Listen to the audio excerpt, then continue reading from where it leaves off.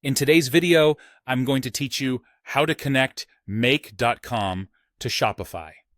By the end, you'll have your Shopify store connected to Make, so you can build automations, known as scenarios, that react to store events and perform useful tasks across your tools.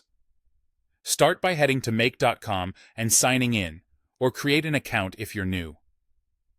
From your dashboard, click Create a new scenario. This opens the visual canvas where all the building happens. Think of it as your workspace. You'll drag in apps, link them together, and define what should happen when. It helps to give your scenario a clear name so you can find it later as your library grows. On the canvas, click the plus button to add your first module and search for Shopify. Select it, and you'll see a list of options, including triggers like watch orders and actions like create product or get customer. A quick reminder: a trigger starts your automation when something happens in Shopify, while an action performs a task, such as updating inventory or creating a customer record. When you drop in your first Shopify module, Make will ask you to add a connection.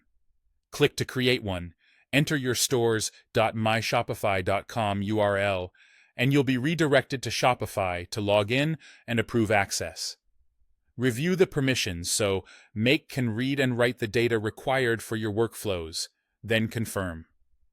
Once authorized, the connection is saved to your Make account, so you can reuse it across any scenario without repeating this step. If you manage multiple stores, double-check you're authorizing the correct one. Now configure what your automation should do. If you want your scenario to start when a new order arrives, select Watch Orders as the trigger.